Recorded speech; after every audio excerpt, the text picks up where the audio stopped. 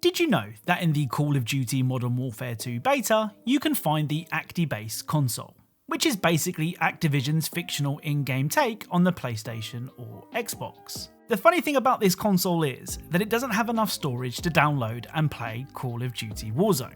Now, whilst I wish I could take credit for this joke, the real credit has to go to Battlefield YouTuber and baguette expert Danny on PC. Hello and welcome to Hidden Video Game Details, the series that aims to show you things that you may not have known about your favourite games so that you can look really clever in front of a selection of fruit. Don't forget to leave a like on this video, and if you do, I'll send you a photo of the moon. Oh, and before we get started, I'd like to thank the sponsor of today's video, Acer and Nvidia. So once again, I've been sent a laptop to try out, and that immediately makes me sad. Why? Well, because I know I have to give it back. The Acer Nitro 5 gaming laptop gives you all the tools that you need to dominate the competition. An 11th gen Intel Core i5 processor? Check. 8GB of DDR4 RAM? Check. Nvidia's GeForce RTX 3050 GPU? Check. The skill to actually make use of all this power? Well, I'll let you guys decide that one. Now, because the Nitro 5 has that RTX 3050 GPU, that means you get access to all of Nvidia's awesome features. This includes the stunning looking ray tracing mode, which can completely change how a game looks, the performance enhancing DLSS mode, which can improve the performance on selected games thanks to tensor cores, something that is only found in RTX GPUs, and the Nvidia Reflex mode, which reduces your system's latency, meaning you should hit more shots than ever before. The only problem is, if you have a bad game when using this laptop, what can you blame? Because it won't be the laptop. Amazon currently has the Nitro 5 on sale for £699, which comes with a headset, a mouse and a mouse mat, which is everything you need to get started. To take a closer look at the Nitro 5 gaming laptop and support this channel in the process, click the link in the description. Every click helps the channel out a ton. Once again, a big thank you to Acer and Nvidia for sponsoring today's video, and without further delay, let's get started. Right, let's begin today's video with the often underappreciated Doom 3. A big theme among the recent Doom games is that you're not scared of the demons are scared of you. Well, Doom 3 flipped that idea on its head and played more like a survival horror game, with jump scares and horror itself taking centre stage. It's definitely a unique take on the series, and one that I personally enjoy, but the whole I'm not stuck in a room with you, you're stuck in a room with me Doom games are far more popular. Now, at the beginning of the game, the Marine has to head to an underground security checkpoint to get kitted out. After grabbing a pistol and some armour, he heads further underground, passing several civilian workers along the way. At one point, you can find a couple of workers shouting back and forth through a tunnel. Well, if you want to try out your new gun, you can, but there may be some questions. I've done this 1,000,000 times. It's not that hard. Why don't you crawl your fat ass down here and do it yourself? Because I'm getting paid to make sure you do it. Just finish the coupling so we can continue. Boss?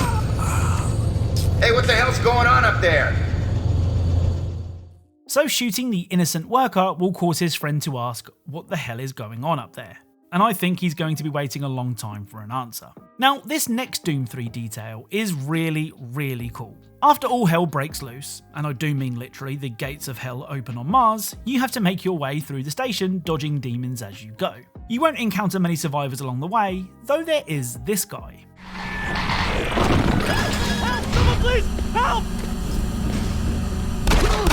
Oh, thank you. I'm getting out of here. Situation on level 1. So this scientist was almost certainly going to be demon food until we stepped in. Now, you may think that's the end of it, your good deed done for the day. Well, as you progress through the level, you can find a weapons locker that's been left open with some armour and ammo waiting for you. The thing is, if you didn't save the scientist, then this locker will now be closed, meaning it was the scientist that we saved who opened it for us. I don't know about you, but I think this is really cool, especially as it's so easy to miss. Up next is a real blast from the past. Released in 1995, Earthworm Jim 2 once again placed you in the super suit of Jim, a regular worm given special abilities thanks to the previously mentioned suit. Jim must travel through various levels in order to save Princess What's-Her-Name. And no, I didn't forget what she was called, that's actually her name. Now, Jim has various different idle animations, but the animation that we're interested in is this.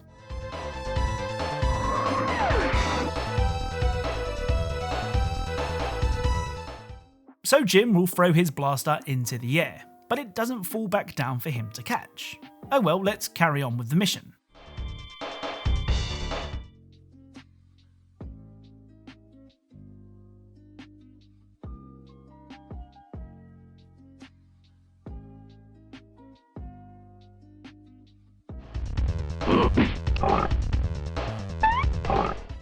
So after almost 2 minutes of gameplay, Jim's blaster finally falls back to Earth and hits him on the head. This has to go down as one of the most drawn out idle animations of all time. Up next is Metal Gear Rising Revengance. Now, we originally covered this Metal Gear Solid spin-off all the way back in episode 13 of this series, where we discovered that you can undress a fleeing hostage. This would cause your team to tell you off for your pervy actions. Well, the first of today's Revengeance details can only be found in the game's demo.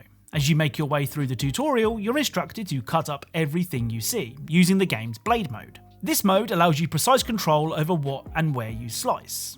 Well, if you slice all of the watermelons in the VR training, this will happen.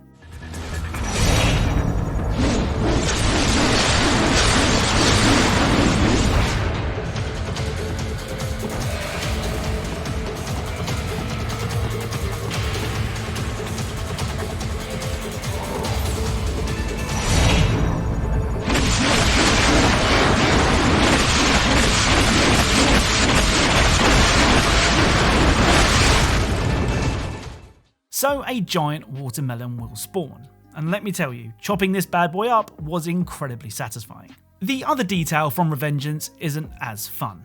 Using the previously mentioned blade mode, you can chop off enemy limbs. Well, if you take off an enemy's legs, they will do this.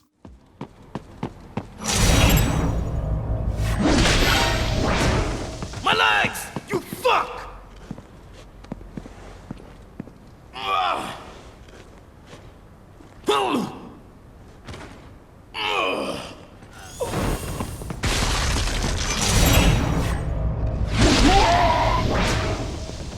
I'll still kick your ass!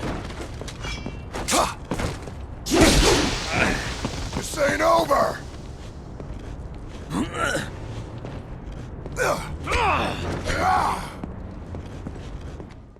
So these fallen soldiers are definitely committed to the cause, as even though they can no longer walk, they still want to take a swipe at Raiden. Next up is The Last of Us Part 1 Remake. Now, if I'm honest, I wasn't sure how to approach this game. My whole thing is showing you things that I've never covered before, and that makes remasters and remakes tricky. In the end, I decided not to include any details that were in the original game or were in The Last of Us Part 2. And even with those strict rules, there were a couple of cool things that I found. Now, along with video game pool tables, another one of my favourite pointless details in video games are working scales. The most well-known example of this can be found in the Hitman games, where it's become so well known that I now have a thread on Twitter detailing all the times it's been recommended to me. Now, the scales in The Last of Us aren't all fancy and digital like the ones in Hitman, but they do work.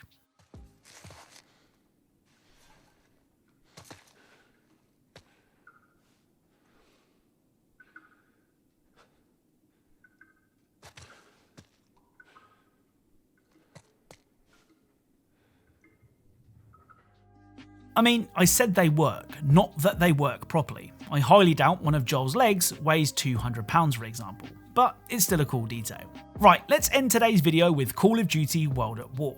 Now, I've been known to share some pretty debatable Easter eggs in my time, but today might just be my first debatable detail.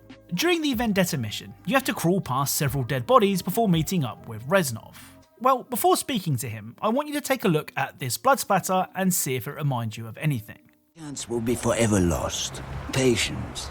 If we reveal our position to Amso's men, this fun. So what do you think? You see, I and many others believe that this looks a lot like the Grim Reaper. I know it can be hard to make out, but it's one of those once you see it, you can't unsee it kind of things. What do you think? An intentional reference given all of the bodies here, or just a random splatter?